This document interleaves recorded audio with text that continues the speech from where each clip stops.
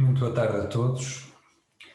O CERIS, Civil Engineering Research and Innovation for Sustainability, é uma unidade de investigação do Instituto Superior Técnico, avaliada pela Fundação para a Ciência e a Tecnologia com a classificação máxima de excelente.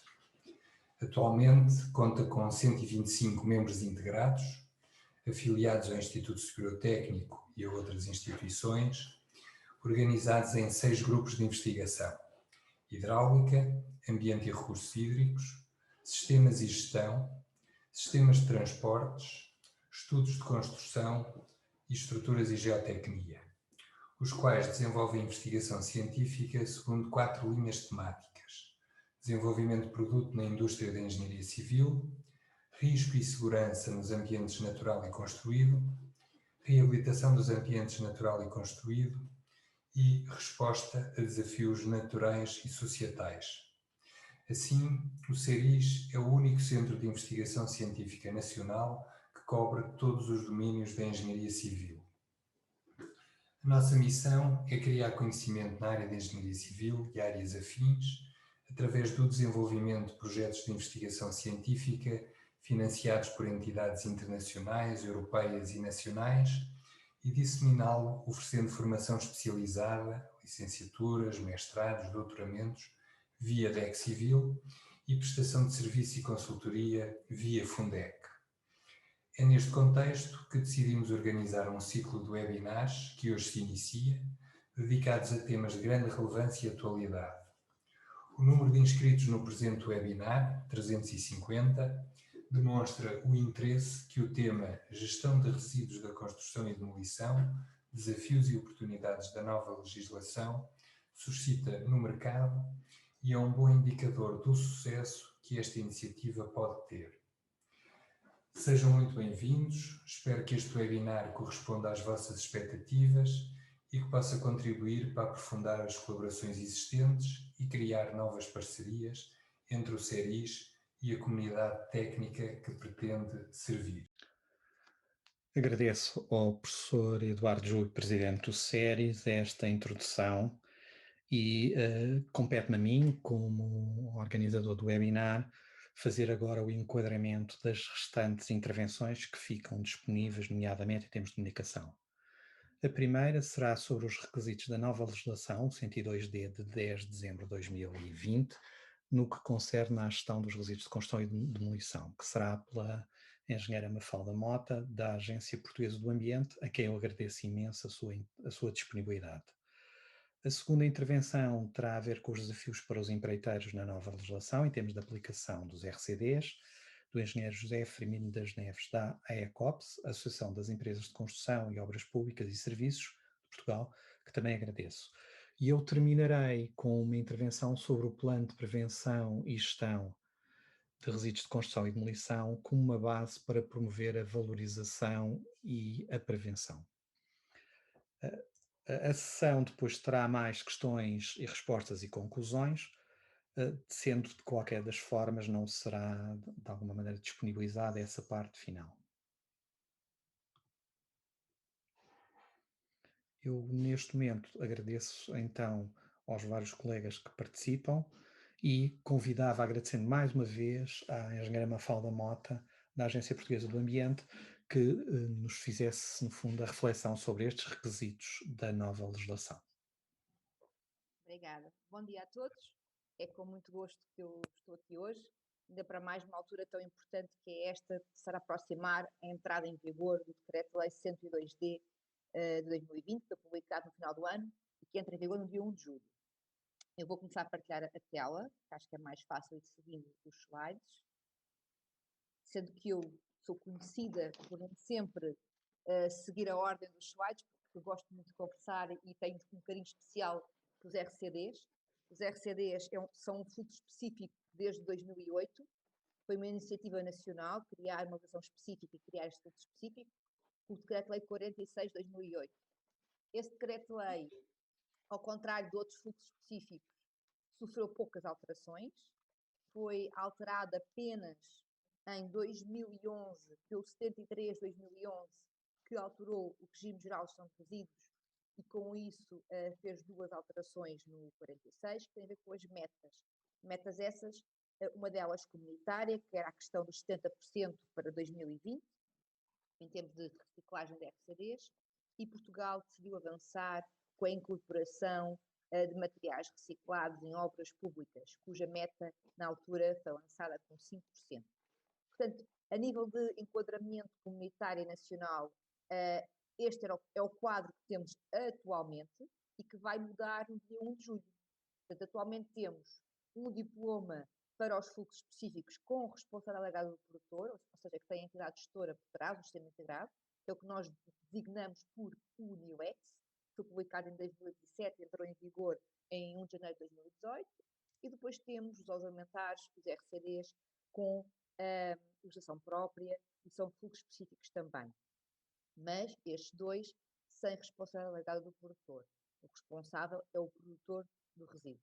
Este slide já é conhecido, que eu mostro várias vezes, e muitos de vós já me conhecem, já me seguiram e já fizeram comigo noutros seminários.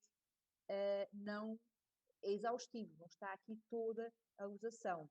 Está a indicação da primeira diretiva comunitária e não das sequentes.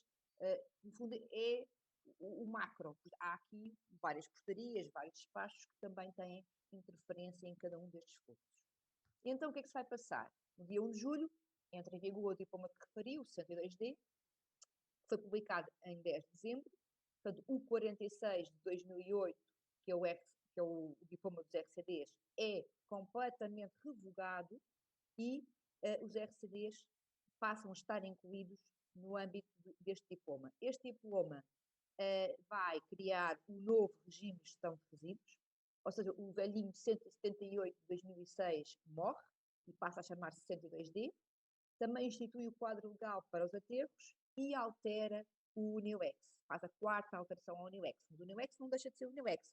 Continua a ser o 152D, alterado pelo 102. O RGGR e os aterros é que passam a ter esta designação. Os RCDs veem o seu diploma revogado e todas as exposições a nível da gestão de RCDs passam a estar contempladas dentro do regime geral de gestão de resíduos. Não deixa de ser um fluxo específico, porque tem regras específicas, mas está dentro deste diploma. Já agora, não sendo o âmbito, mas também acho que devo dizer, os óleos alimentares usados também vêm o seu diploma revogado, mas não há criação de disposições específicas no 102D. Ou seja, os óleos alimentares usados deixam de ser um fluxo específico e passam a ser geridos ou como resíduo urbano, se a sua origem for urbana, ou como resíduo industrial, se a sua origem for industrial. Portanto, as regras dos óleos alimentares usados passam também a estar no RGGR, mas deixa de ser um fluxo específico no dia 1 de julho de 2021, daqui a um mês e pouco. A nível de...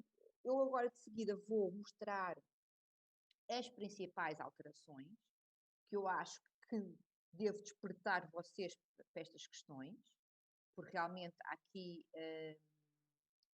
situações que vão alterar aquilo que habitualmente já se fazia, e, portanto, o âmbito deste diploma, que é mais extenso do que aquilo que escrevo aqui, diz que este diploma abrange uma série de resíduos e é aplicável desde a sua prevenção, produção, gestão, e depois exclui várias alíneas, e uma delas é o solo não contaminado e outros materiais naturais resultantes da escavação, desde que os materiais em causa sejam utilizados para construção no seu estado natural, no local onde foram escavados, ou seja, na obra de origem. Isto agora pode não parecer muito relevante, mas quando eu à frente for falar do paralelo entre o artigo 6º do 46 e do 13º, vão perceber porque que eu chamei a atenção para este artigo. A nível de definição, a definição continua a mesma. Portanto, o resíduo do RCD é aquele que é proveniente das atividades de construção, reconstrução, ampliação, alteração, conservação, demolição e do recado. Portanto, a definição é a mesma. Há aqui um artigo novo a nível de metas. Há a criação de 2 novas metas para resíduos não urbanos, e depois diz que, em particular, para o setor de construção civil. Foi uma iniciativa a nível do governo, que nós teremos que depois passar a medir, ou veremos como faremos. O artigo 28 é uma alteração àquela que há pouco referi. Portanto, havia uma meta de incorporação de materiais reciclados, para a qual nós, na procedura circular, a explicar o que é que são materiais reciclados, era de 5% e passou a ser 10%. Esta meta poderia ser mais ambiciosa, é uma verdade, mas depende de algumas tipologias de obras. Aqui, quando estamos a falar de materiais reciclados, note-se que não é só os materiais que nós estamos a incorporar terem RCDs incorporados, podem ter outros tipos de resíduos. Eu estou-me a lembrar, por exemplo, da parte de equipamentos exteriores, jardins, etc., que podem ter bancos e passadiços feitos com tábuas a imitar madeira, que são feitas de plástico reciclado, e esse plástico pode não ter tido origem numa obra, mas sim noutras origens. E isso trata-se efetivamente de incorporação de material reciclado. Este reporte, a nível de quem faz as obras públicas, é feito no portal base do INPIC. Depois, aqui a grande alteração que vai trazer alguns constrangimentos e algumas alterações de hábito, tem a ver com a responsabilidade. Ou seja, a responsabilidade é de todos somos corresponsáveis, mas o 46 de 2008, no seu artigo 3, dizia que a responsabilidade das obras isentas de controle prévio era da Câmara Municipal ou da sua empresa concessionária. E aqui havia um grande grupo de obras, porque estava preso no REJUE. Portanto, o regime jurídico de comissão de identificação foi sendo alterado ao longo dos anos e esta lista de obras isentas de licença foi sendo alterada. Podia ser, por exemplo, a remodelação do interior, como podia ser apenas uma troca de uma bancada numa cozinha, etc. Mas havia aqui um espectro largo de obras. Foi entendido que isto devia ser reduzido e então a exceção já não é a partir de 1 de julho para as obras isentas de controle prévio ao abrigo do REJUE, mas sim para as pequenas reparações e obras de bricolagem feitas em habitações pelo próprio. Ou seja, se eu chamar um empreiteiro, terá que ser esse empreiteiro a fazer a gestão desse resíduo e ele saberá, porque tem as suas responsabilidades por outras obras também. Se eu for uma interessada e ter jeito para trabalhos manuais e quiser fazer, por exemplo, a remodelação da minha cozinha, terei que falar com a Câmara Municipal ou com quem ela me disser para fazer a gestão desse resíduo produzido. Pequenas reparações e obras de bricolagem. A remodelação não pode ser descascar o interior de uma divisão inteira. É trocar, por exemplo, um lavatório, uma sanita, fazer um corte, coisas pequenas, obras de bricolagem. O 46 era um diploma já bastante velho, tem mais de 10 anos, ainda assim ele é um diploma que pretendia criar uma harmonização entre várias legislações. Portanto, ele interagia não só com a legislação ambiental, o RGGR e os fluxos específicos, mas depois também com o REJUE e com o CCP. A partir de 1 de julho, ele está dentro do regime geral de gestão de resíduos. Portanto, esta imagem acaba por deixar de fazer um pouco de sentido. E ele tinha aqui uma articulação com o REJUE e com o CCP, tinha e continua a ter, esta parte mantém-se, apesar agora do REJUE, quando for alterado, tem que fazer relação para o novo diploma e não para o 46, porque ele condiciona os administrativos. Por exemplo, eu só devo, enquanto Câmara, passar o alvará de habitação de uma determinada moradia se aquele empreiteiro me comprovar que fez a gestão adequada dos resíduos produzidos. Posso exigir, por exemplo, o livro de obra, o registro de dados e também cópia das EGAs. Isto é como a legislação se articula e continua a articular-se. Eu não vou estar aqui a ler. Eu julgo que depois as apresentações vão ser enviadas para os irmãos com os quais fizeram a inscrição ou no portal de férias. Ainda não falei com o professor Manuel, mas eu não tenho problema nenhum em disponibilizar esta apresentação, até porque estes slides, alguns deles já foram disponibilizados no âmbito de outras apresentações, de outros seminários, etc. Portanto, não vou estar a editar. Vão ficar disponíveis depois no séries, basicamente. Ótimo. Portanto, não têm que estar a tirar notas, porque vão receber as apresentações ou um link para depois poder descarregá-las. Mas eu queria chamar a atenção que realmente tanto o REJOE como o CCP têm estas questões. Portanto, no CCP, a questão da obra pública tem que ser colocada no compondo para a pensão e gestão de RCDs, depois eu só vou recebê-la se esse PPG for efetivamente executado. O que vamos aqui agora ter grandes alterações é que este 46, apesar de ser de 2008 e na altura não se falar de economia circular, todo ele pretendia promover que se incorporasse RCDs para evitar, no fundo, que os ocupar passem a termo. Então criou uma questão de isenções de licenciamento. Se eu armazenasse RCDs na obra, portanto a sua execução, se eu criasse e fragmentasse RCDs, se eu incorporasse RCDs, ou se eu utilizasse RCDs em obra, mesmo que fosse uma obra de origem, eu estava isento de licenciamento, não deixava de ser um destino adequado, tinha que fazer reporte de informação no MIR, na DH, mas não precisava de licenciamento. Este artigo desaparece por inteiro, porque como o 46 passa a estar integrado no RGE, há que cumprir as regras comunitárias da Diretiva Quadro de Resíduos. E não é possível isentar operações diretamente.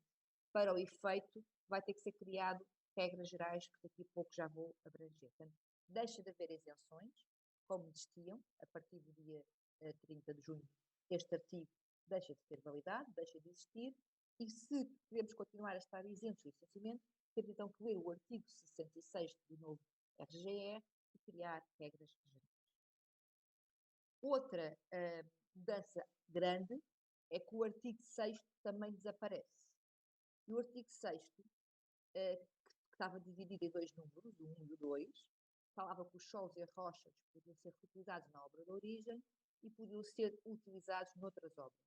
Mas como o epígrafe do artigo era reutilização, entendeu-se sempre que estes destinos aqui escritos tratavam-se de reutilização e, como tal, não necessitavam de DHs, MIR, etc.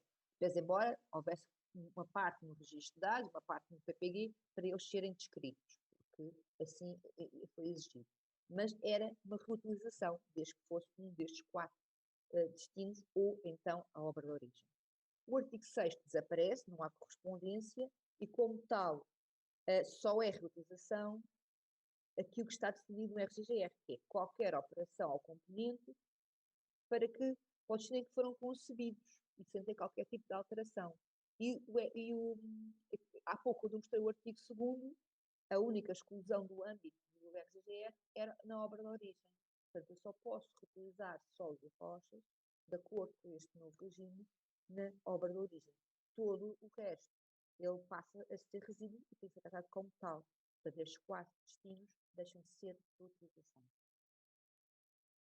O artigo 7º, que fazia aquela enumeração das especificações técnicas do UNEC, passa agora a ter o seu espelho no artigo 52.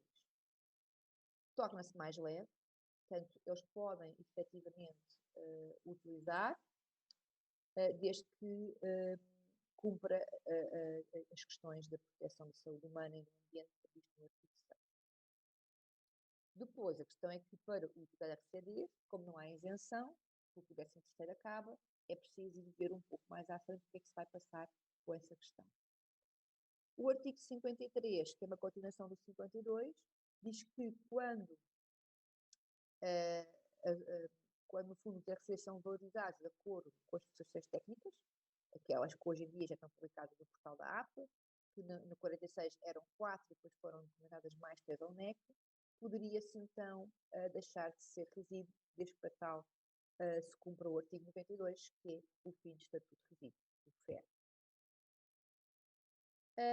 Voltando então ao 13º, porque está tudo interligado, portanto, ele desaparece, e o artigo 59, que é dentro do capítulo dos RCDs, diz claramente que para ser isento temos que ir ao artigo 66. O artigo 66 diz que só há isenção se houver regras gerais publicadas no portal da APA, depois de ouvir as ARR, que são as CCDRs que nós temos, Norte, Centro, LVT, Alentejo e Algarve, e essas regras gerais têm que ser definidas e têm que incluir a operação de tratamento, as tipologias, os códigos SUER, as quantidades e qual vai ser o processo que eles vão sofrer.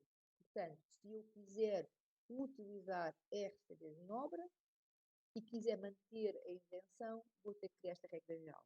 Neste momento, como nós, APA, não desejávamos uma disrupção entre o 46 e o novo regime, começamos desde cedo, ao início do ano, com vários stakeholders a tentar desenhá-las. Já existem propostas de 3, estamos agora a melhorá-las e queremos continuar a trabalhar para que este 13º, desculpem a expressão, não morra e seja possível, no fundo, continuar a motivar o que hoje em dia se chama economia circular. A nível de regras, mesmo tendo estas regras gerais, estão isentas de licenciamento, nós não queremos licenciar obras para receber recursos de outra obra durante 6 meses, porque só o processo de licenciar é muito mais demoroso, mesmo isentas, tal como hoje em dia estariam, são destino adequado, não se deixa de fazer EGAR. E eu recordo que não há qualquer isenção de EGAR.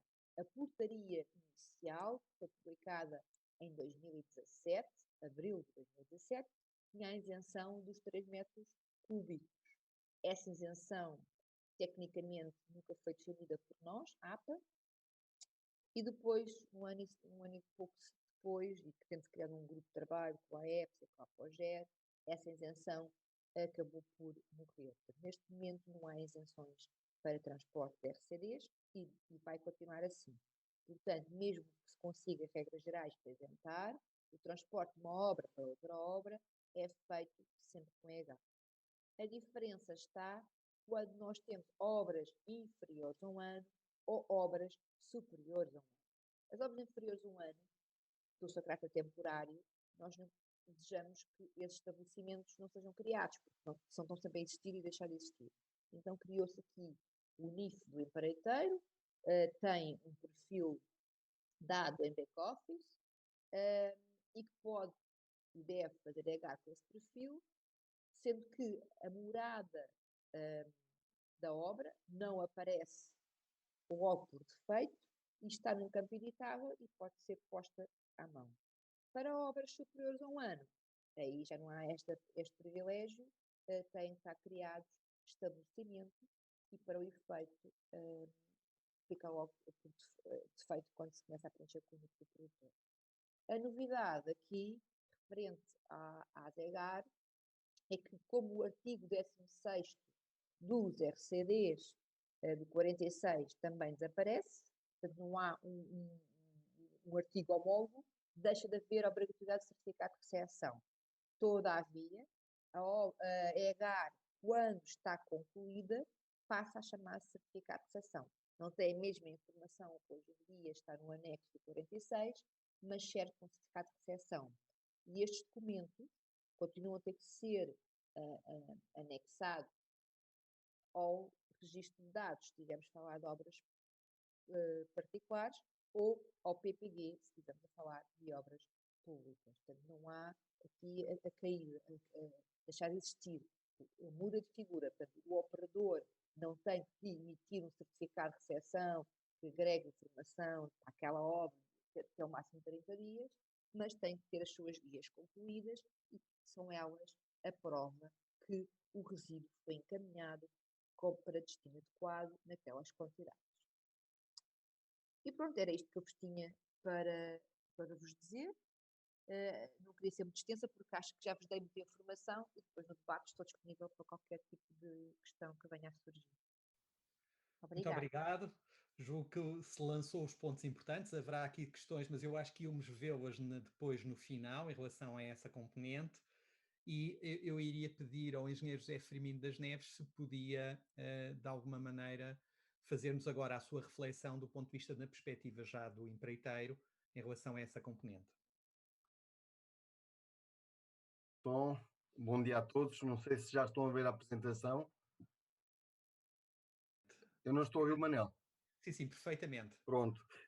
Queria agradecer também o convite do Sérgio para estar aqui, na pessoa do professor Manuel Pinheiro.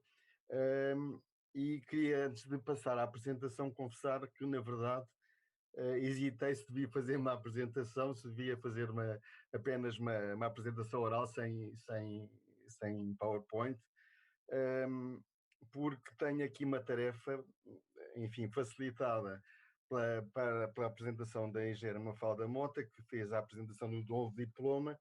Aqui o professor Mel Pinheiro irá falar outra questão que vai contribuir, mas atendendo aqui à minha função que represento, que é a ECOPS, que eu, como associação empresarial e com empresas no setor da construção e que têm níveis diferentes ou capacidades diferentes de intervenção, e estou-me a referir, por exemplo, às classes de alvará, e, portanto, têm níveis de conhecimento diferentes nesta temática e, portanto, para facilitar aqui esta exposição, fiz aqui uma apresentação que vou partilhar depois também, como a engenheira Mafalda referiu. Contudo, era importante pensarmos no processo construtivo, ou seja, do ponto de vista dos executantes, o executante faz aquilo que lhe pedem. Portanto, supostamente há um projeto e esse projeto leva a uma construção, e esta construção, ou esta forma de pensar a construção, está a ter alterações significativas e, por outro lado, a legislação que está em vigor e que irá entrar novamente, alterada agora a partir de julho, faz referência a um aspecto que é a terminologia e que, curiosamente, ainda não está disseminada no seio das empresas e das pessoas que trabalham na construção, e é nesse sentido que eu desenvolvi a apresentação. Neste sentido, o que é que eu me proponho aqui falar? Vou falar um pouco aqui sobre este enquadramento da construção e, portanto, pensar como é que a construção inicia, portanto, desde a fase de projeto, a importância do projeto e alguns conceitos que estão associados ao projeto, no que diz respeito a esta temática dos resíduos de construção e demolição. Um aspecto que a engenheira Mafalda já teve o cuidado de falar, que são estas operações de licenciamento das operações de gestão. Depois, era inevitável pensar, porque esta forma de construir está a ser alterada, o impacto dos resíduos está a ser mais significativo e, portanto, aqui a importância de adotar práticas, quer na fase de projeto, quer na fase de execução, e, continuando aqui, esta importância da forma de pensar a construção, este conceito da sustentabilidade na construção, ou da construção circular, ou enfim, e depois da consequente avaliação circular também, porque se utiliza muitas vezes em edifícios, o que é o impacto que isto tem. Pensar que a construção é inevitável que produza resíduos, e nesses resíduos quais são os principais fluxos. Aqui novamente a temática dos solos e rochas, que a engenheira Mafalda acabou de referir, e que há que pensar sobre isto face à nova legislação. Pensar que destes resíduos, uma grande parte são resíduos considerados inertes e com grande potencial de utilização. As dificuldades que temos encontrado nesta temática e, finalmente, colocar aqui questões associadas a esta problemática. Portanto, aqui em termos de enquadramento, o que é que eu posso referir? Que a construção lida, em função da natureza das obras, com grandes toneladas de materiais e com diferentes tipos de materiais, e nesse sentido a construção produz resíduos com resíduos com uma constituição muito heterogénea e com dimensões variadas. Felizmente, uma grande parte desses resíduos tem um nível de porosidade baixa. Fala-se muito da questão do amianto. O amianto, portanto, a tendência é para ser cada vez menor, porque mas temos resíduos perigosos inevitavelmente na construção. Falei há pouco aqui desta quantidade, destes resíduos, uma grande parte é passível de ser utilizada ou reciclada, vamos ver isso, e outro aspecto importante que é a construção, que cada vez mais pretende que seja sustentável. Eu costumo dizer sempre esta questão da sustentabilidade deve ser encarada como um equilíbrio, portanto, equilíbrio entre o consumo de matéria-prima, a produção de resíduos, enfim, consumo energético, enfim. Eu costumo sempre falar na sustentabilidade do ponto de vista de equilíbrio.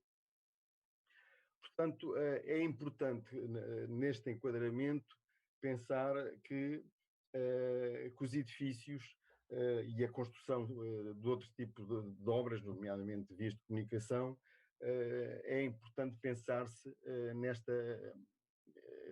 desta forma e pensar que a construção tem um processo que inicia no projeto, a importância do projeto, cada vez mais com ferramentas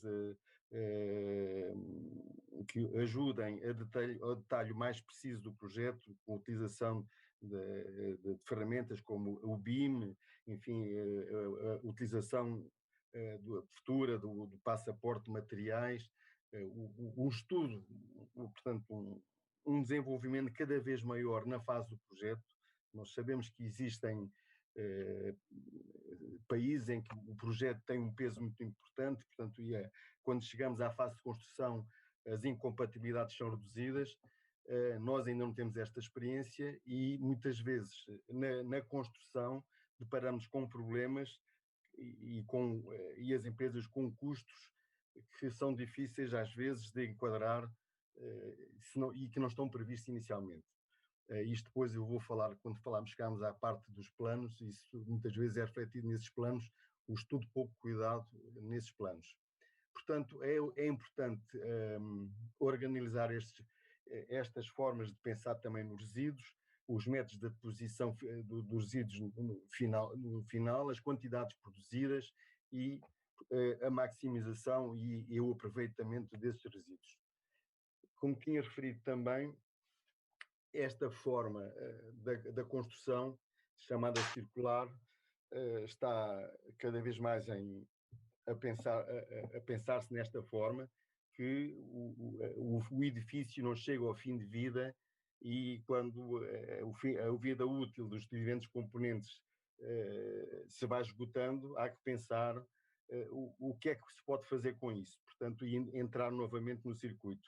Portanto, esta forma linear de ver a construção está a ser abandonada e cada vez mais através da reabilitação, enfim, e se vai mantendo ou prolongando esta vida útil dos edifícios.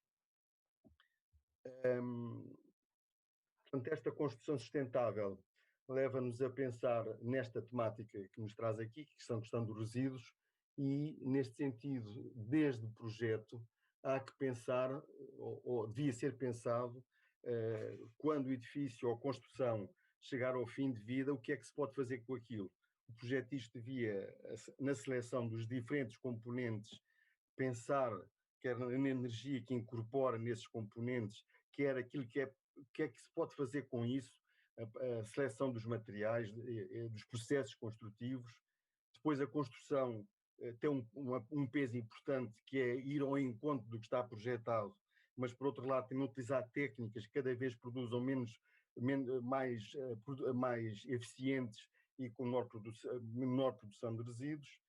A reabilitação, outra situação que que também produz resíduos inevitavelmente e que há que pensar, e depois o final, realmente aqui a economia circular, ver o que é que se pode fazer com isso, com esses e diria resíduos, ou com esses produtos, e vamos discutir esse aspecto, de forma a minimizar os impactos. E outra questão que é importante, que é quando nós não conseguimos valorizar nem fazer mais alguma coisa com esses sobrantes, designamos resíduos, a deposição, e que é um problema que temos, porque a deposição, além do impacto ambiental, tem custos e e o sítio onde pode ser, os locais onde podem ser feitas estas deposições, às vezes não estão acessíveis e há que ponderar logo na fase de construção esta temática da deposição de resíduos. Eu acho que é importante, neste princípio que estava aqui a abordar, que dentro desta terminologia que o diploma, quer o regime geral que está atualmente em vigor, quer o novo diploma, o 102D, acho que é importante nós pensarmos nesta terminologia específica nesta área, porque, como a engenheira Mafalda referiu, aparecem definições novas, eu até aqui sublinhei algumas de uma cor diferente, é a terminologia nova, e podemos ver desde aqui, e nós, estas pequenas produtores de resíduos, às vezes desconhecem esta terminologia e que acho muito importante. Refiro aqui alguns termos mais importantes, embora eu acho que estes aspectos que estou agora aqui a sublinhar são da máxima importância, porque se vão ligar àquelas questões, muitas vezes depois são espelhadas quer nos planos de prevenção e gestão de resíduos, quer nos registros de dados e no meio técnico muitas vezes se desconhece ou não se percebe muito bem esta separação, ou seja, o que é uma reutilização de um produto e o que é uma reciclagem. Portanto, nós aqui, se estivermos agarrados à definição, vimos que a reutilização qualquer produto que é retirado de uma construção e que é utilizado para o mesmo fim para o qual foram concebidos. Portanto, esta questão do fim, eu às vezes levanto esta questão nos grupos de trabalho onde participo, porque o mesmo fim é discutível, quer dizer, eu posso retirar, fazer um desmonte de uma construção, de uma cobertura em telhado com telha cerâmica, supostamente essa telha cerâmica eu posso retirá-la e armazená-la como um produto e reutilizar essa telha cerâmica num telhado de uma outra construção, uma reabilitação. É evidente que esta, como material que é, a engenheira Mafalda acabou de referir as guias de transporte, de acompanhamento de resíduos, este material que eu reutilizo é um material e, como tal, não carece de guia de acompanhamento de resíduos, porque estou-me a reportar a um material e que vou reutilizar. Contudo, existem outras coisas que são retiradas e que não são materiais e, portanto, se não são materiais e se, utilizando a terminologia que temos, o detentor deve considerar esse material como resíduo e, nesse sentido, estar sujeito a EGAR e, sendo um resíduo, nós temos que pensar o que é que podemos fazer ao resíduo e, portanto, temos que pensar numa operação de valorização de forma a darmos uma nova vida a esse resíduo. A engenheira Mafalda acabou de referir também, eu estou a andar assim um bocado rápido, porque gostava só de fazer aqui a ligação. A engenheira Mafalda acabou de falar de uma questão que, do ponto de vista operacional, na parte construtiva, temos, que é os licenciamentos das operações de gestão. Neste momento, com o regime em vigor, há uma série de operações, nomeadamente a questão da armazenagem, a triagem, que é uma operação obrigatória em obra, o tratamento e a valorização e a eliminação, são operações de um modo geral, estão sujeitas a licenciamento. O regime atualmente em vigor facilitava um pouco a parte operacional ou parte das obras, porque a maioria das atividades que eram desempenhadas dentro das obras estavam isentas de licenciamento. Isto é um aspecto de grande importância e, como aqui no exemplo que estou, por exemplo, uma britadeira que poderia estar em obra para fragmentar os resíduos de betão, essa fragmentação poderia até ter dois efeitos. Um efeito era facilitar o transporte, reduzindo o volume. O outro efeito seria, eventualmente, proceder a uma reciclagem do agregado. Mas essas operações em obra estavam isentas, até ao momento isentas, e vamos ver como é que isto vai funcionar, mas a partir de julho, com a entrada em vigor do novo diploma, essas quantidades ou essa isenção de licenciamento irão funcionar de outra forma. Portanto, irão existir regras que estão a ser trabalhadas para definir como é que se pode isentar esse licenciamento, que não é uma operação imediata e em obra. Muitas vezes estas operações têm que ser pensadas ao momento, não há tempo de espera, porque é incompatível com o desenvolvimento dos trabalhos. Essas regras assentam aqui em alguns aspectos, que é o tipo, as quantidades de resíduos e a forma de tratar esses resíduos. Estes 3 aspectos são aspectos importantes para a definição de regras que estão a ser trabalhadas para evitar o licenciamento em obra, que até ao momento está a ser possível.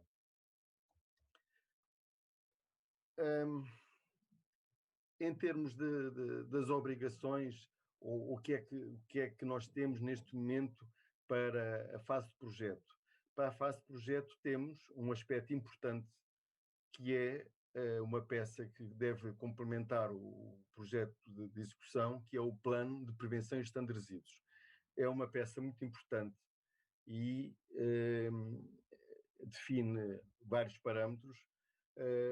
O que temos visto, esta peça vem de projeto, e o que temos visto é que estas peças carecem de uma melhoria, porque muitas vezes não identificam ainda as quantidades ou aquela exigência de incorporação de reciclados, ou fazer referência à introdução, produção de resíduos.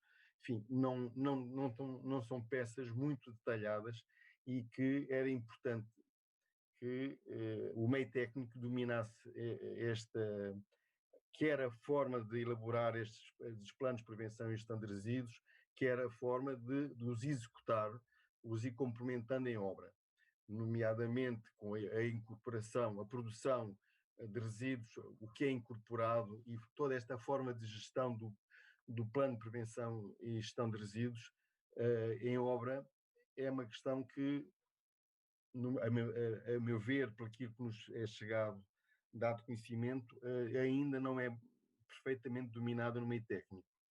Nas obras particulares, neste momento, temos uma peça mais simples, designada registro de dados, porque assim faz referência o Decreto-Lei 46/2008, é uma peça mais simples e que diz apenas respeito à produção de resíduos, mas que, enfim, são peças importantes, quer uma, quer outra, porque condicionam os atos ligados ao licenciamento, como vimos aqui. Portanto, até refiro aqui algumas, não vale a pena estar aqui a ler o slide por inteiro, mas refiro aqui alguns aspectos na fase de projeto e a importância cada vez mais do detalhe do projeto, quer a concepção arquitetónica e a parte estrutural, com a seleção dos materiais, as tecnologias construtivas, a forma, enfim, quando o edifício for esgotado a utilização máxima, as formas possíveis de demolição. Estamos muito na ótica do pensamento da desconstrução ou da demolição seletiva, com vista a recuperar alguns materiais ou a reciclar os que se configuram como resíduos. Portanto, é muito importante esta forma, esta parte do projeto, como acabei de referir. Os cadernos de encargos, outro aspecto importante, com a utilização, a incorporação de material reciclado e condições de utilização e limites para esses parâmetros. A este propósito, gostava também de referir que foram elaborados requisitos ou para as compras públicas ecológicas que poderão contribuir para estes cadernos de encargos nestas temáticas também dos resíduos. Existem neste momento já definido para obras de estradas e para edifícios de escritórios e tem incorporado algumas referências neste aspecto também dos resíduos. Portanto, na fase de projeto ainda a definição de metas de prevenção que estão previstas no Decreto-Lei 602 de 2020, com que acabamos de falar, e aqui a obrigação da incorporação de 10% de material reciclado, que agora tínhamos uma percentagem diferente, mas muitas vezes os planos não chegavam sequer, porque não era aplicável naquela obra, como se referiam muitos projetos. Em termos de obra, o que é que nós temos? Temos que cada vez mais a escolha de métodos construtivos e a necessidade de reutilização de produtos, de materiais em obra, uma obrigação regulamentar que é a triagem em obra e a redução com vista à menor geração de resíduos, a reutilização e a reciclagem em obra que temos e aqui finalmente se não for possível, e nós sabemos muitas vezes a triagem em obra e a armazenagem muito difícil em meios urbanos, a necessidade às vezes de triagem no local análogo à obra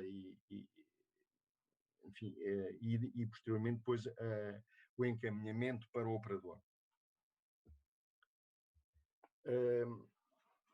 Aqui, dentro das obrigações dos produtores em obra, portanto, temos aqui situações comuns, quer a obra pública, a obra particular.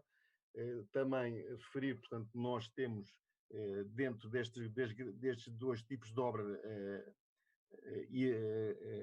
legislação correspondente. Estou-me a reportar ao Código de Contratos Públicos e ao RJUE, e esta legislação ambiental condiciona atos e traz obrigações, nomeadamente a questão do livro de obra e do registro de dados anexo a esse registro de dados. Este livro de obra, a necessidade de ter junto ao livro de obra também as EGARs validadas, ou o certificado. A engenheira Mafalda acabou de referir, o certificado poderá ser substituído, se bem entendi, pela guia, pela EGAR verificada depois do operador ter recebido e o produtor ter validado. Outra obrigação, portanto, os resíduos devem estar no tempo mínimo possível na obra, e sendo os perigosos uma situação que a legislação atual nos permite ter no máximo 3 meses em obra o resíduo perigoso, a triagem que acabei de referir e o acondicionamento adequado em obra, porque este acondicionamento pode levar a contraordenações ambientais em termos de vistoria à obra. Portanto, aqui o produtor, ainda nas obrigações para as empresas, referir que o empreiteiro, portanto, deve executar o plano de prevenção e gestão de resíduos. Esta correta execução do plano vai condicionar a correta execução e depois o licenciamento da obra. Nas obras particulares, temos um modelo ainda no 46 de 2008 e estas outras obrigações ainda para os produtores dizem respeito à limpeza da área, à correta gestão de RCDs, o envio dos RCDs para o operador de gestão de resíduos e a tal emissão das EGARs e anexas ao livro de obra, como referi. Outras obrigações para os produtores têm a ver, e têm gerado algumas dúvidas, têm a ver com o registro no CILIAMB para dois efeitos. Temos aqui o registro no CILIAMB para as EGARs, também como vimos cada vez mais, agora com este novo diploma, aquelas obras isentas de licenciamento ou comunicação prévia vão estar sujeitas à emissão de EGAR, portanto deixam de ser da responsabilidade do município e passam a ser responsabilidade do produtor. Aparentemente, eu digo aparentemente porque parece-me o termo mais correto, estarão isentas aquelas obras de bricolagem, aquelas obras que um particular faz, uma pintura, uma remodelação, poderei dizer, desde que não envolva obra de construção, obra na definição de obra, atividade de construção, está sempre sujeita à emissão de EGAR. Portanto, nós temos, em termos de CILIAMB, a obrigação de inscrição no CILIAMB para efeitos de EGAR, mas temos uma obrigação acrescida, que é para a emissão dos mapas integrados de resíduos, que são os designados MIR, e que esta obrigatoriedade advém no caso de resíduos não urbanos, da obrigação das entidades empregarem mais que 10 trabalhadores. Portanto, e este registro é um registro anual dos resíduos produzidos e que é normalmente submetido durante o primeiro trimestre do ano seguinte. É uma das obrigações que as empresas têm dúvida se têm que se inscrever para efeitos de MIR ou não. Já abordei aqui a questão da desconstrução e da sustentabilidade.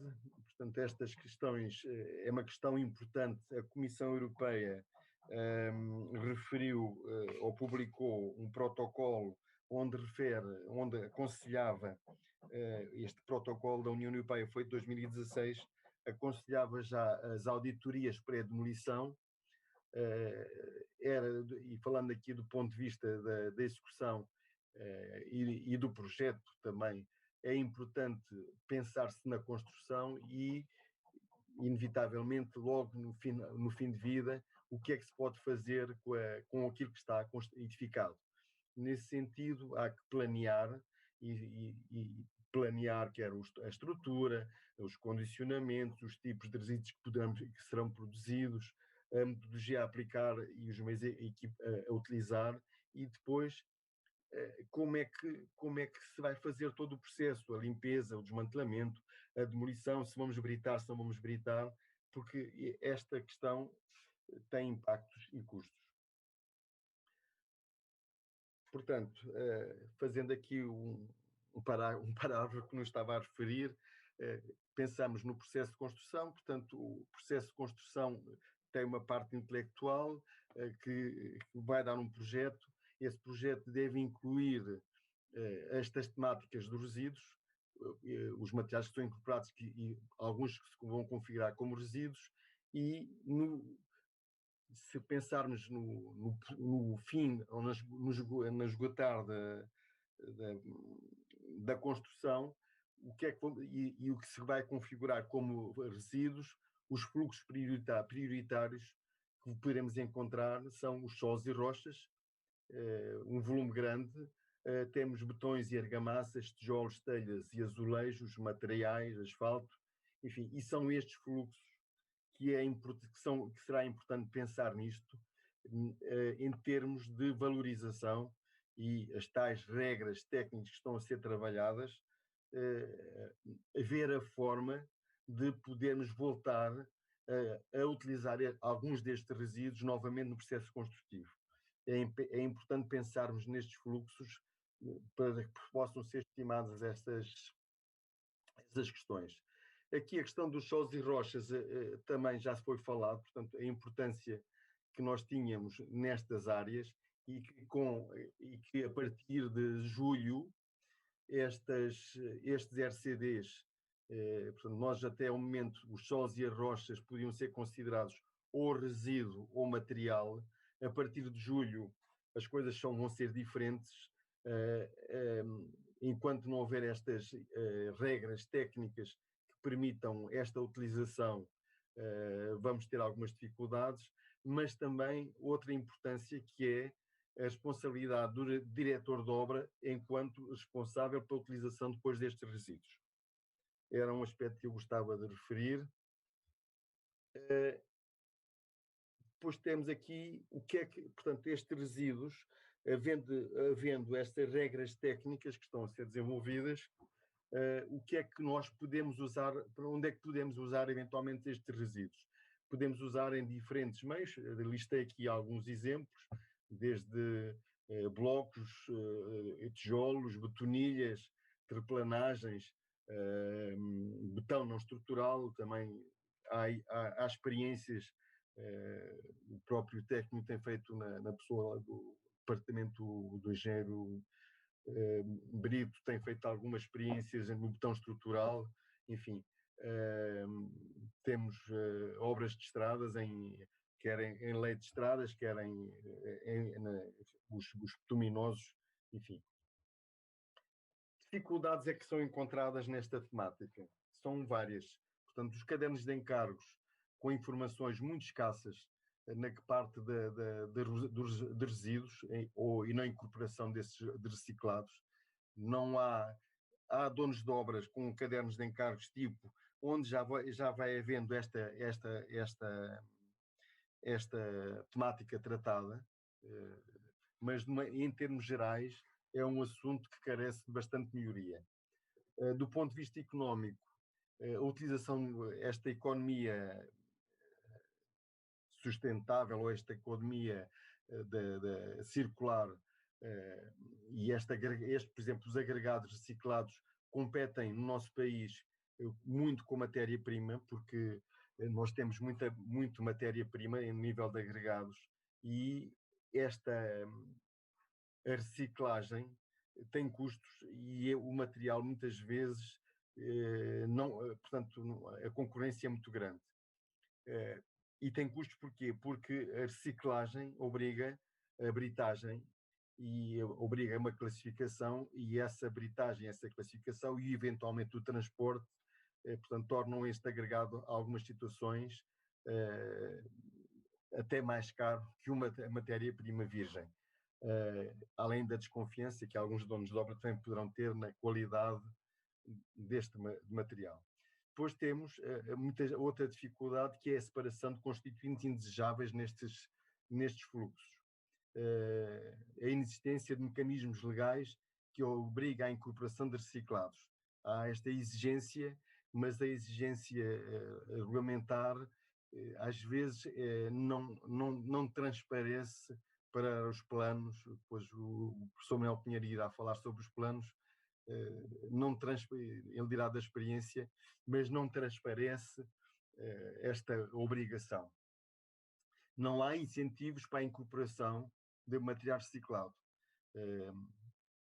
Esta questão é importante e esta exigência, em termos contratuais, se não vier expressa num caderno de encargos, o executante não consegue, muitas vezes, suportar esta exigência a priori.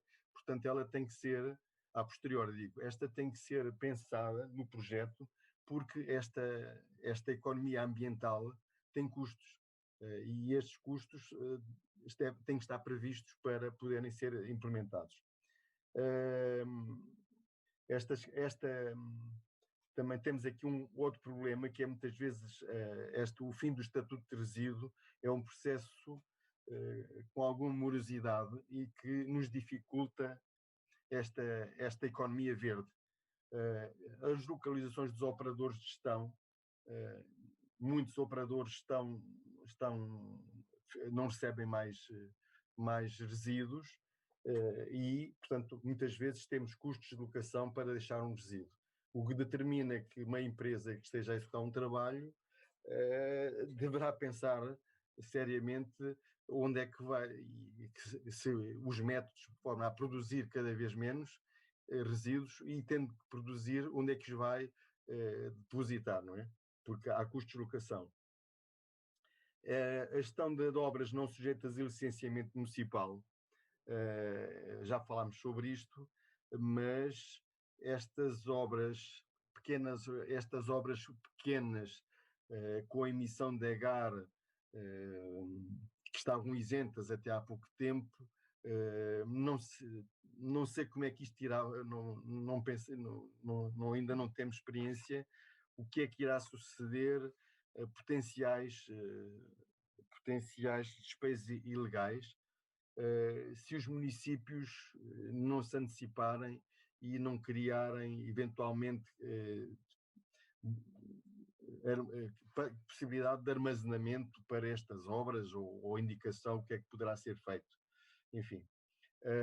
Outra questão é a questão do licenciamento das operações, das instalações de SCDs.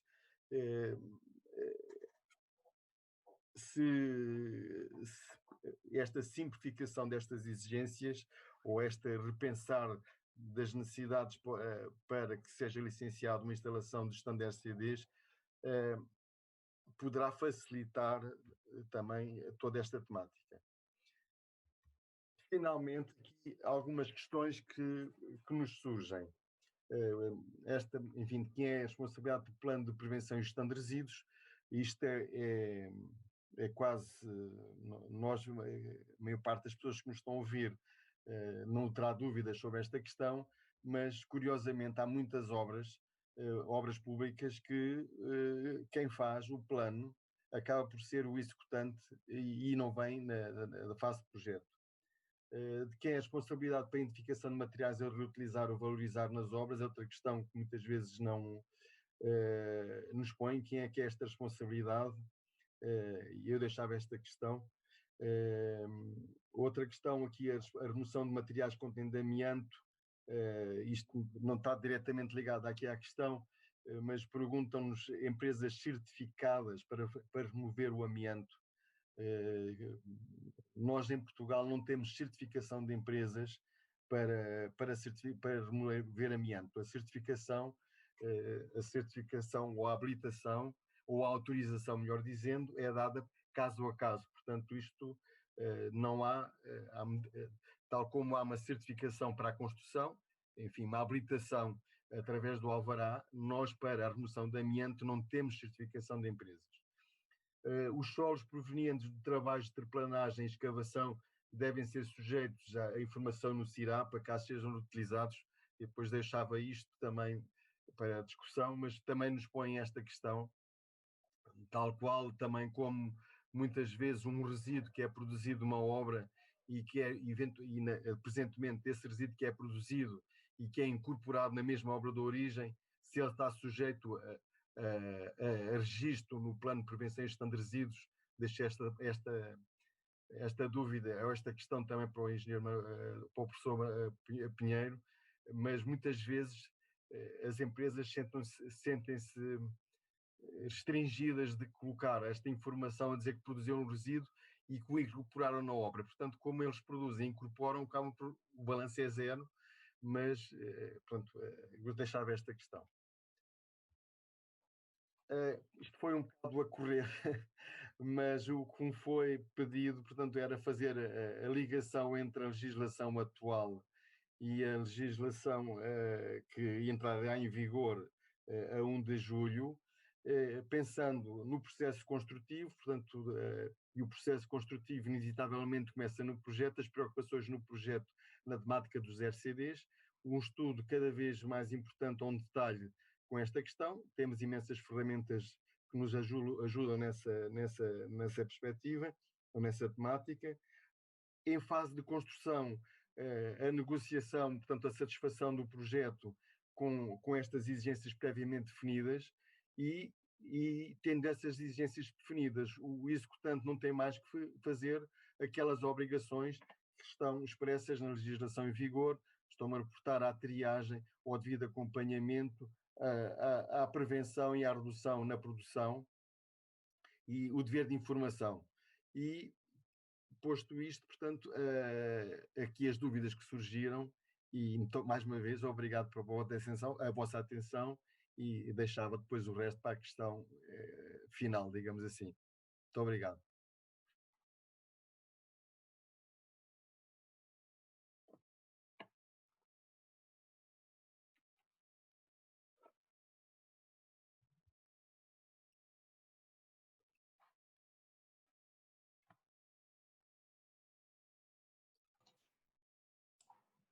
Manuel, estamos sem som.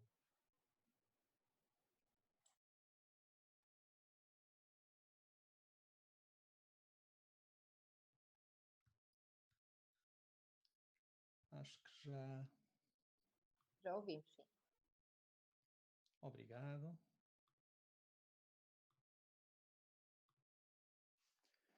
Muito bem, obrigado. Queria agradecer as intervenções anteriores da engenheira Mafalda Mota e do engenheiro José Firmino das Neves, e vou refletir sobretudo sobre o plano de prevenção e gestão dos resíduos de construção como uma base para promover a prevenção. Em termos de produção de resíduos, todos nós, julgo que temos consciência clara que depende da atividade construtiva, depende do tipo de obra, se é uma obra nova, se é uma reabilitação e, inclusivamente, os anos e a tipologia de construção que temos e a própria abordagem tecnológica. E, por isso, a produção de resíduos vai variar muito. Para termos uma ideia, se olharmos, por exemplo, para os edifícios concluídos, as obras de edificação, eventualmente, em termos de licenciados, são sobretudo relevantes e as obras de demolição e as reabilitações não estão muitas vezes detalhadas aqui. Mas entre, por exemplo, 2011 e 2015, 16, nós estamos a falar de diferenças da ordem de 2,4 vezes, ou seja, quase 2,5. E há muitas as razões, nomeadamente desde a tecnologia, a forma como o projeto é feito, a contratação, o manuseamento dos materiais, aspectos contratuais, que afetam a produção de resíduos. E como é óbvio, já anteriormente referido, a tipologia e inclusivamente o modo de construção. O plano de prevenção é absolutamente essencial e eu começaria por destacar, em primeiro lugar, a importância absolutamente essencial do dono da obra, nomeadamente a vários níveis. Não só na elaboração do plano, mas também na definição daquilo que é o grau de ambição que esse plano tem. O projetista e as especialidades vão elaborar o plano e depois o empreiteiro executará o plano com ajustes ou alterações em relação a essa componente. O 46 de 2008 foi uma legislação muito interessante em termos daquilo que é o racional e veio, de alguma maneira, já estabelecer a necessidade de, nas empreitadas e concessões, o projeto de execução das obras públicas ser acompanhado por um plano de prevenção.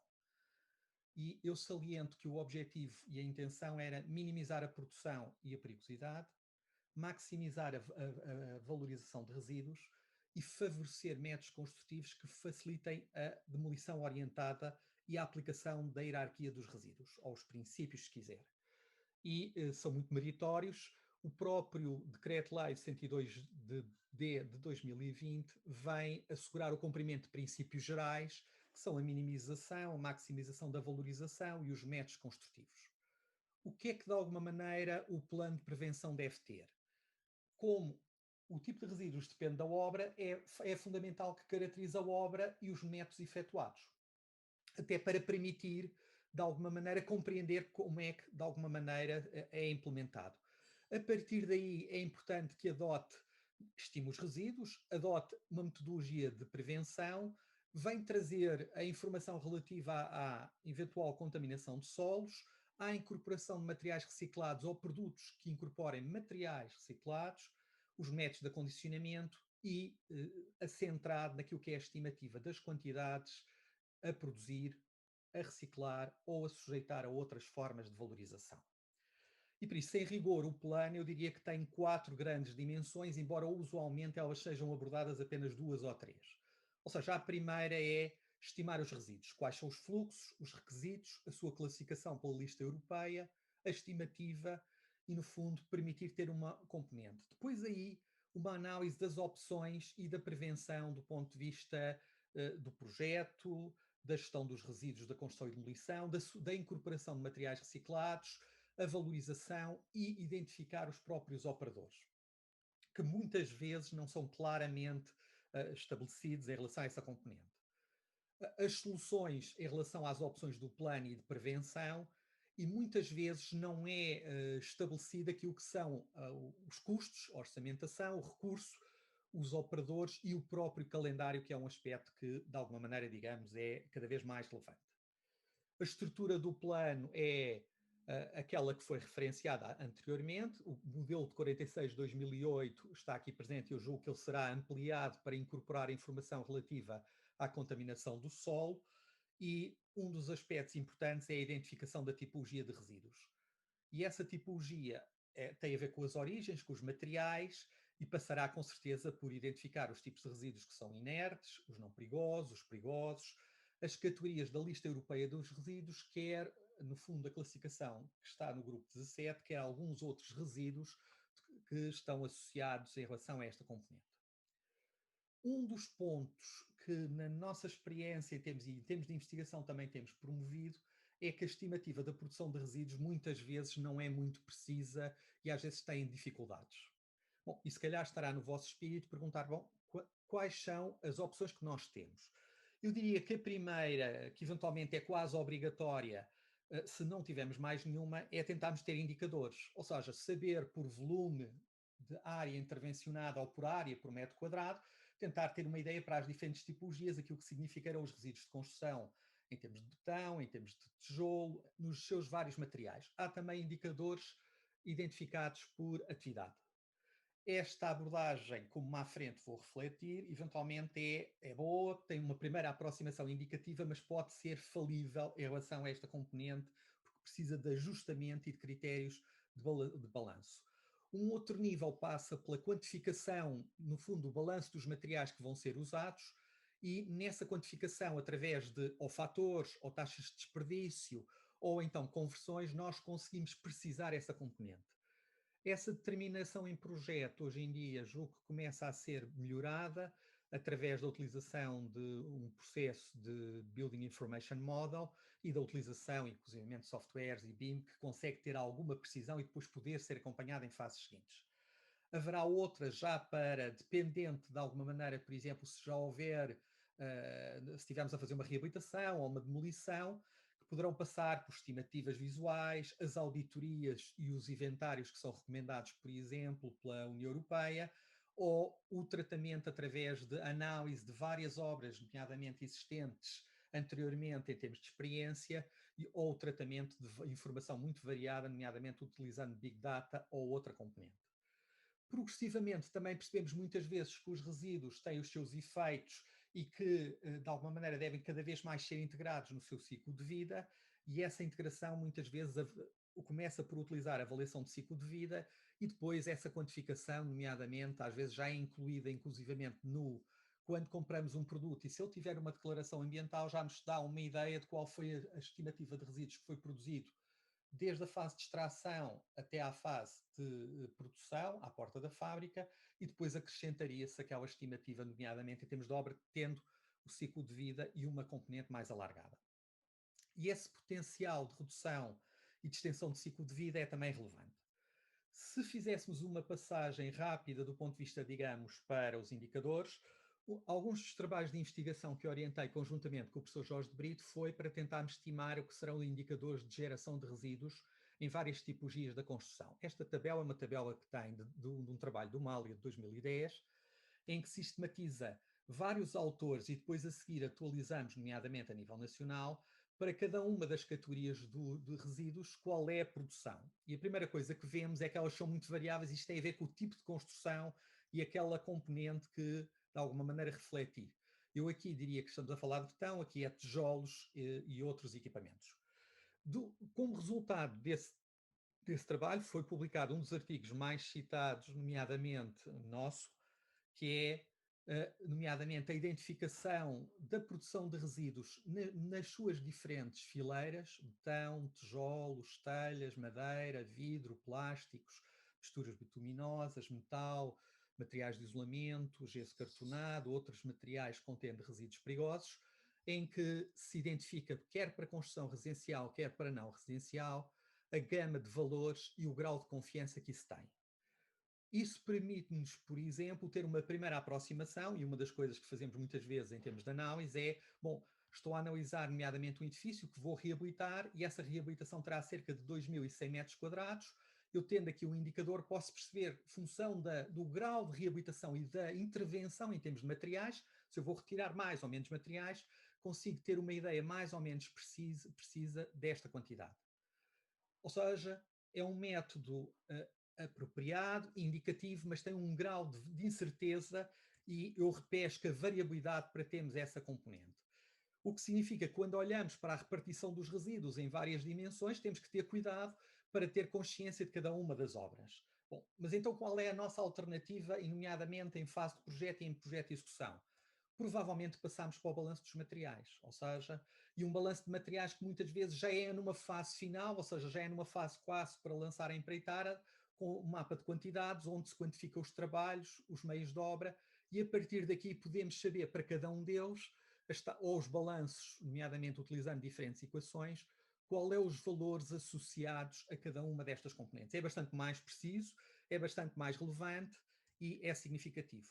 E porquê que isto é importante? Porque quando se lança, por exemplo, uma empreitada em obras públicas, não pode haver acréscimos de custos, o que leva muitas vezes a, numa fase inicial, sobreestimar os resíduos para evitar que haja depois custos de encaminhar em vazador ou de valorização acrescidos em relação a outros.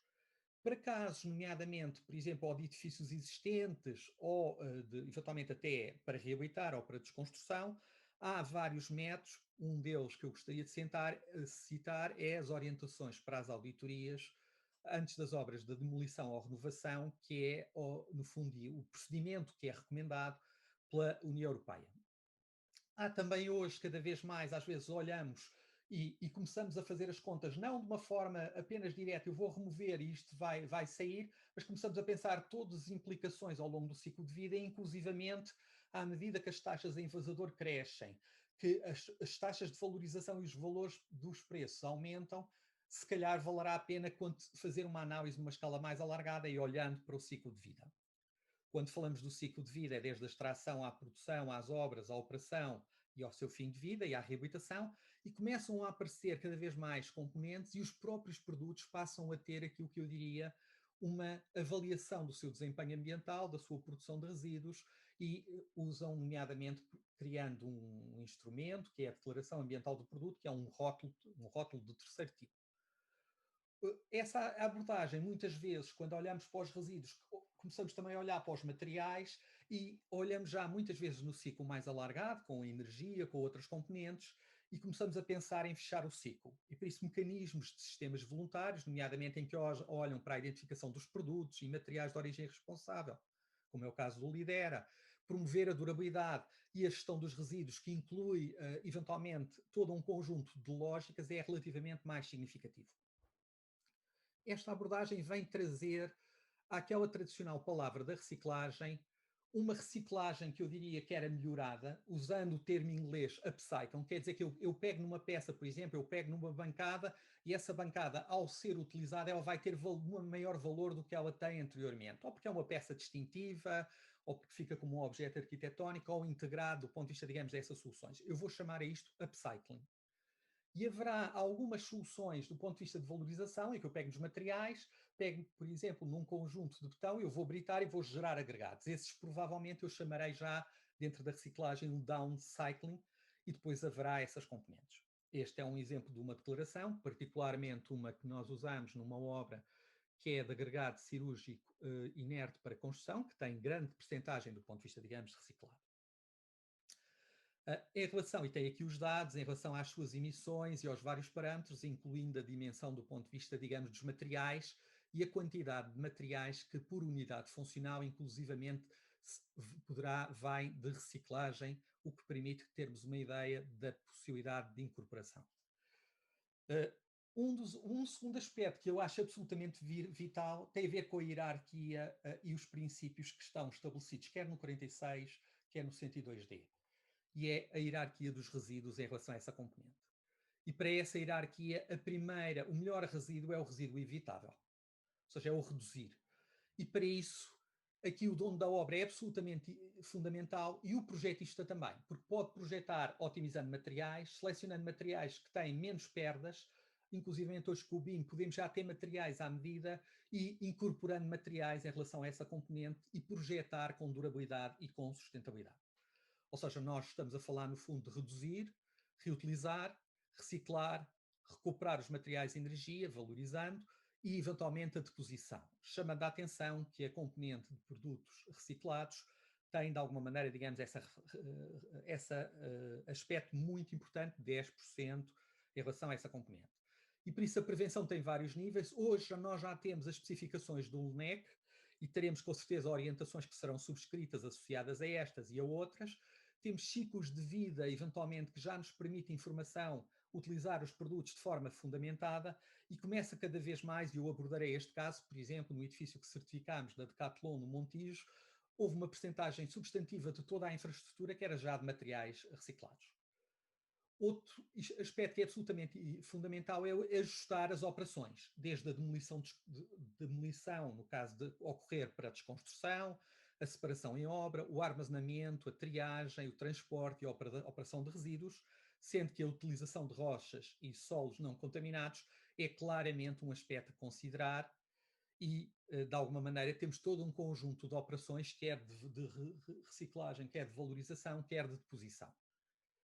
Quanto a situações particulares, a construção, nomeadamente relacionada com o amianto, neste momento estamos a terminar uma tese de doutoramento com a Carmen Lima, onde identificamos as prioridades de intervenção e as soluções. Hoje temos muitos sítios onde existem amianto. O amianto tem que ser removido com cuidados e estanquicidade em relação para evitar, no fundo, as suas libertações de partículas, mas é um material inerte depois em relação a isso. Haverá 2 outros casos particulares, nomeadamente, por exemplo, as dragagens, que têm a ver um bocadinho com a questão de eventuais solos contaminados junto a zonas antigas industriais ou de descarga, onde há a regulamentação e há a especificação que de alguma maneira diz a possibilidade de utilizar esses dragados, função das quantidades que vamos dragar e função dos seus níveis de contaminação, quer em metais, quer em compostos orgânicos, e há de alguma maneira a questão dos solos contaminados, onde a legislação de 2005 proposta o ProSolos e que tem vindo de alguma maneira a ser refletida, aponta para a necessidade de uma avaliação preliminar, de uma avaliação exploratória, de identificar os contaminantes e, por isso, avaliar o risco, identificar os contaminantes, estimar as zonas e quantidades e depois, em função do tipo de uso futuro, definir as soluções e componentes. Este racional é um racional que estava escondido nos anteriores planos de prevenção e gestão dos resíduos da construção e que, de alguma maneira, sendo situações particulares, acaba agora por ser destacado. Os planos de prevenção e gestão que estão disponíveis e que são, de alguma maneira, utilizados são muito, muito diferenciados. E, infelizmente, muitos deles acabam, às vezes, até por não bater certo e misturar e misturam a reciclagem com a valorização, as quantidades não estão bem, às vezes as operações, o valor total dá mais que 100%, que é uma improbabilidade matemática, e tem diferentes componentes, alguns com aspectos importantes, alguns como, por exemplo, os de grânula, que têm o cuidado de identificar a obra, as características, os materiais, até eventualmente a sua estimativa em relação a esta dimensão, e incluindo alguns, e um trabalho que foi financiado pelo Fundo Ambiental, que eu achei muito meritório, feito nomeadamente por uma equipa de 2 engenheiras que valorizam, aliás, uma engenheira e uma arquiteta que de alguma maneira olham para o prédio Coutinho e tentam pensar em termos de desconstrução a sua abordagem. Identificam os materiais, as suas quantidades e a partir daqui os seus valores e o acondicionamento e triagem com essa componente. E por isso eu acho que há aqui uma mensagem de fundo a dizer assim, meus senhores, minhas senhoras, nós se calhar hoje temos uma oportunidade de também olhar para isto, a ver que há alguma possibilidade de alargar o ciclo e começarmos a fazer as contas de uma forma diferenciada. Como sabem, hoje em dia existe todo um conjunto de abordagens em relação aos ambientes construídos. Eles são lineares e o que se pretende no futuro é que eles sejam cada vez mais integrados e que sejam circulares e aquilo que é hoje um resíduo possa vir a ser um recurso. Um dos sistemas que tem vindo a trabalhar nesse sentido na certificação da sustentabilidade é o Lidera, quer em termos de orientação, quer em termos de identificação da sustentabilidade. Ele tem várias áreas, desde a integração, os recursos, as cargas, a qualidade do serviço, as vivências. Tem um conjunto de 40 programas, mas eu gostaria de destacar em particular este. Este foi um edifício certificado, que é nomeadamente o Palácio dos Condes de Mursa, em Santos, onde houve todo um cuidado em relação aos produtos e materiais, à durabilidade dos ambientes construídos e à gestão.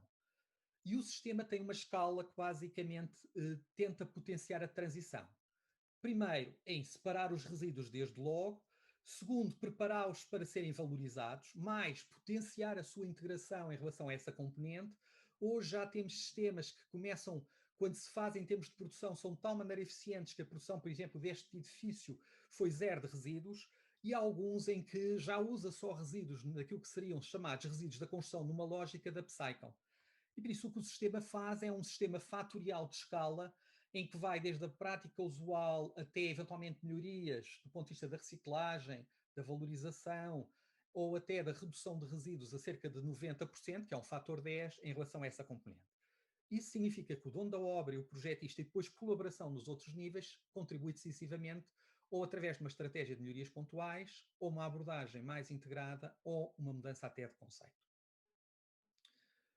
Estes aspectos têm vindo a ser aplicados a várias componentes, a vários edifícios, e isso significa, e a experiência consegue-se ver, que podemos começar por projetar, maximizar a flexibilidade. Se nós maximizarmos a flexibilidade, um edifício é projetado para 50 anos, quer dizer que ele basicamente terá poucas intervenções de remodelação, ou poderá ser, até estar preparado para ser desconstruído as pequenas partes e remontados.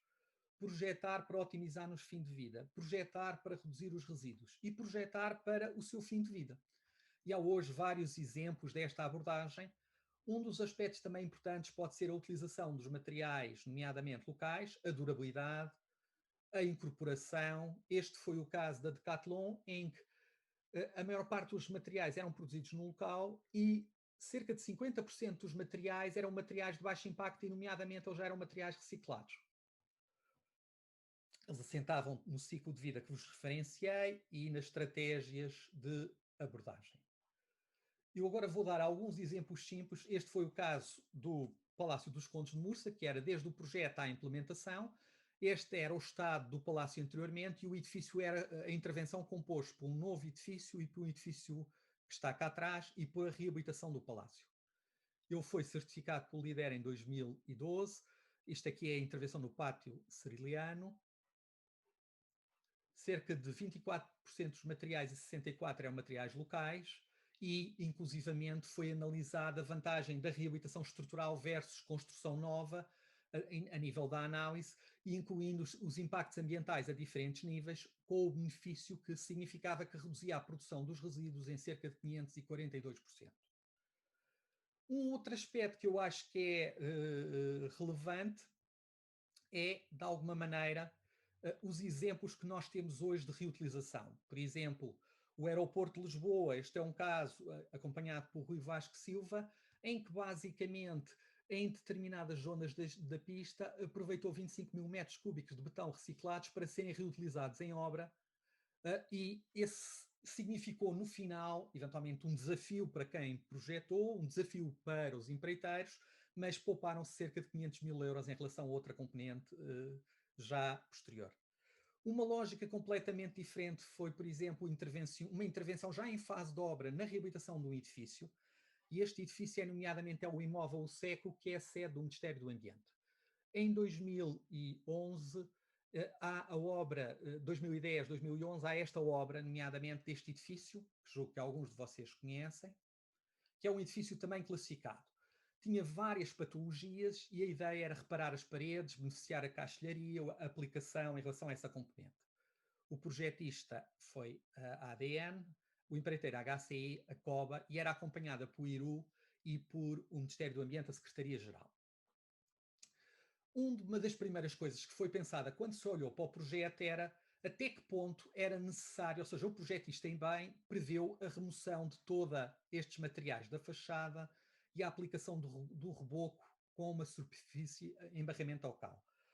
A nossa sugestão e o acordo através da nota técnica com todos os parceiros foi que nós poderíamos fazer medidas desde que essas medidas não tivessem acréscimos de custo, ou seja, o que nós poupássemos num lado teria que ser assegurado no final.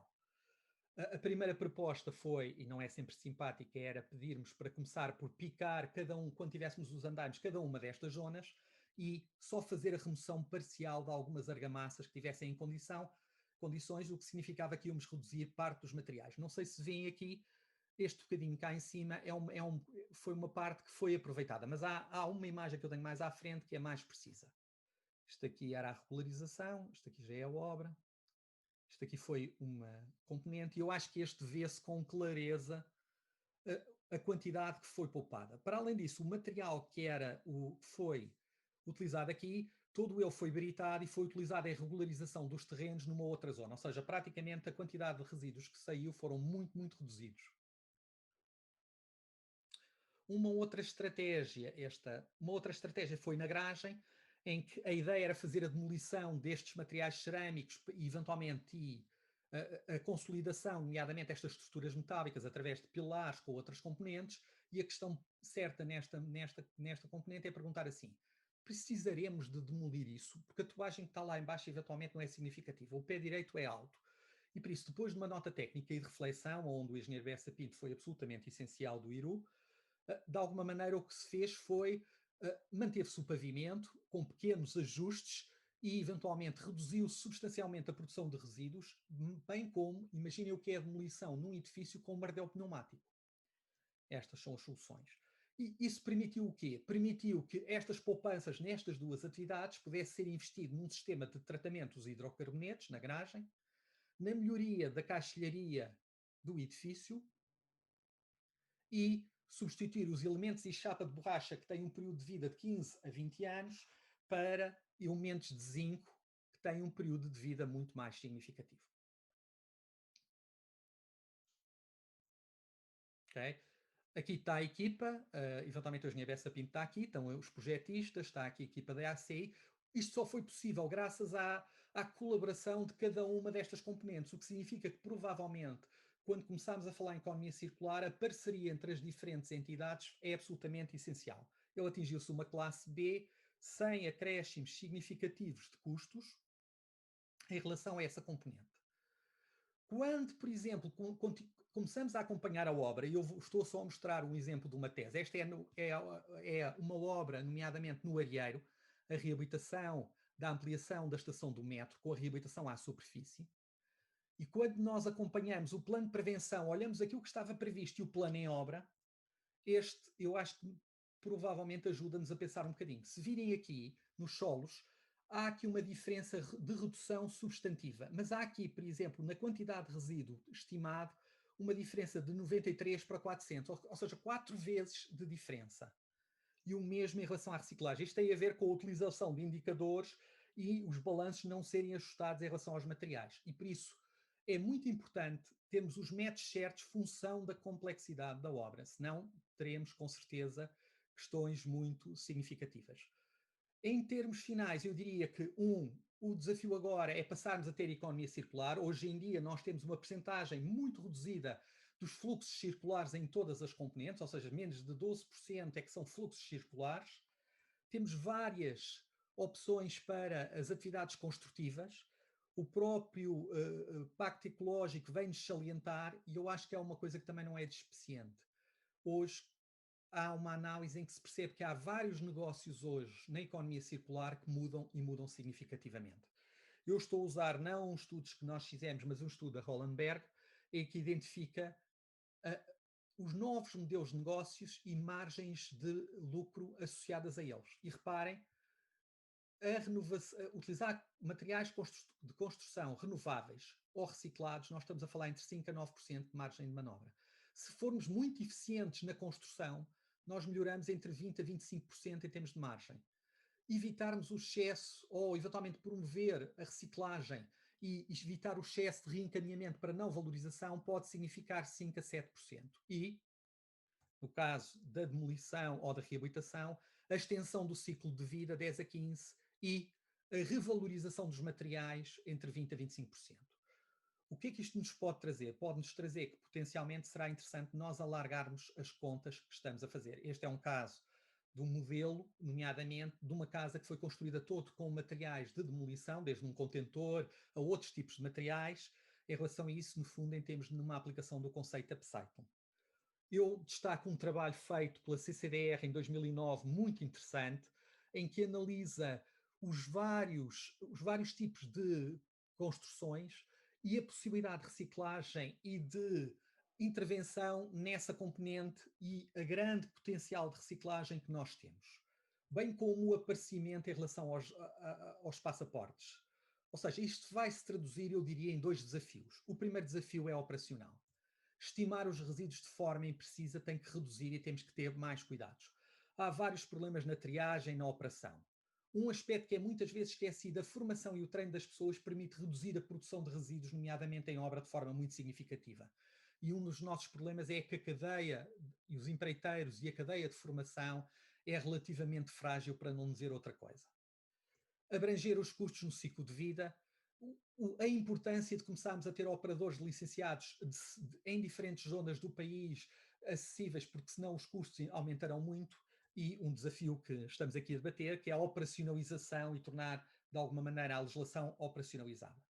Mas a este desafio operacional eu acho que há um desafio estratégico mais relevante. É claro que hoje existe a digitalização da construção, e isto significa que o promotor e o dono da obra terá que incorporar essa componente cada vez mais significativa. A componente da economia circular a nível da transição e da valorização dos resíduos. Em síntese, o plano tem que ter uma visão cada vez mais integrada da estimativa às prioridades, às soluções e aos recursos. E eu diria que o plano de prevenção e gestão dos resíduos de construção, espero que o 102/2002 venha contribuir para uma economia circular e sustentabilidade, e se calhar no futuro, em vez de falar de plano de prevenção, gestão, resíduos de construção e demolição, possamos falar em plano de promoção e gestão de recursos e de construção e desconstrução. Como conclusões, eu acho que é destacar que ao longo do programa vimos os requisitos, os desafios, a oportunidade que há do plano de prevenção e gestão dos resíduos da construção, e eu diria que há desafios operacionais e desafios estratégicos a vários níveis, mas que de alguma maneira também há oportunidades, e por isso teremos que de alguma maneira olhar para a legislação. Há um desafio da sua operacionalização, eventualmente das especificações que daqui decorrem, e há todo um conjunto de novas oportunidades. Eu espero que tenha sido útil e termino agradecendo ao professor Eduardo Júlio, à engenheira Mafalda Mota, ao engenheiro José Firmino das Neves, a participação nomeadamente neste webinar, e que julgo deu contributos nomeadamente para os desafios e as oportunidades que os RCDs têm hoje em dia.